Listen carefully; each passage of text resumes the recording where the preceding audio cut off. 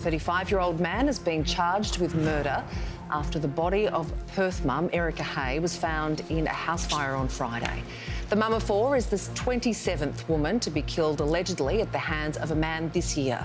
It comes as tens of thousands of Australians have taken to the streets of Melbourne, Brisbane, Canberra and Perth, calling for an end to gender-based violence. Violence against women has to stop, and I want my girls to grow up living in a world where they feel safe to go out. I just think we have to have a voice. Enough is enough. I'm 64 and this saddens me to death to see these women dead because of our stupid laws. The PM joining those calling for an end to gender-based violence. We're here today to demand that governments of all levels must do better, including my own, including every state and territory government. It's not just government's problem, it's a problem of our entire society. And this is a national crisis. 10 News First political editor Ashleigh joins us now. Ash, the Prime Minister is promising to do more, but what does that actually look like?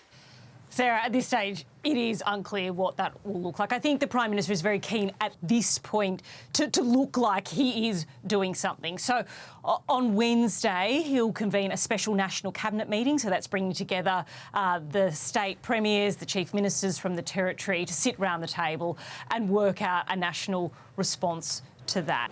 But in terms of money, it will come down to money and funding. And there is a federal budget coming up in 2 weeks. We know that money is tight. So it's where money is going to be directed. Now, the government has been really keen to point out today that there is a national plan, and it's sort of a year into this national plan, but this is the 5th version of a plan to end violence against women. So it'll be closely watched exactly what the next step looks like, not just to be seen to be doing something, but also to actually do something. We did, of course, see the Prime Minister walking with women at the rally in Canberra today. How was he received by the crowd?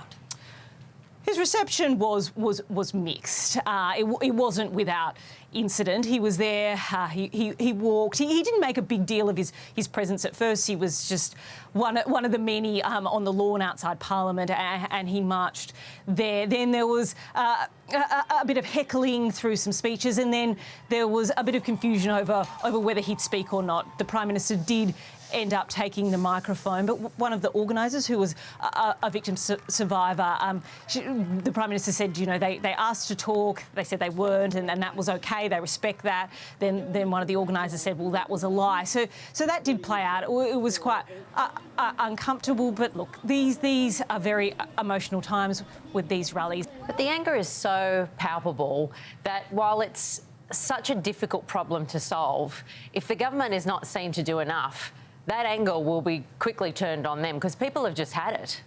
Absolutely. This anger will not go anywhere. It will only grow. And we did see this. There was the March for Justice in the lead up to the last election, and that was very damaging to the previous coalition government. So if this is a very big moment for the Albanese government, because if there's public perception that they haven't done enough here, they will also be punished at the polls. And this is a government that talks a big game, especially when it comes to women. The Prime Minister likes to talk all the time how many women he has around the table making decisions, how many women are in the Labor caucus. And yes, that is true, but it also has to then filter to action. So this is a very important moment for the Albanese government.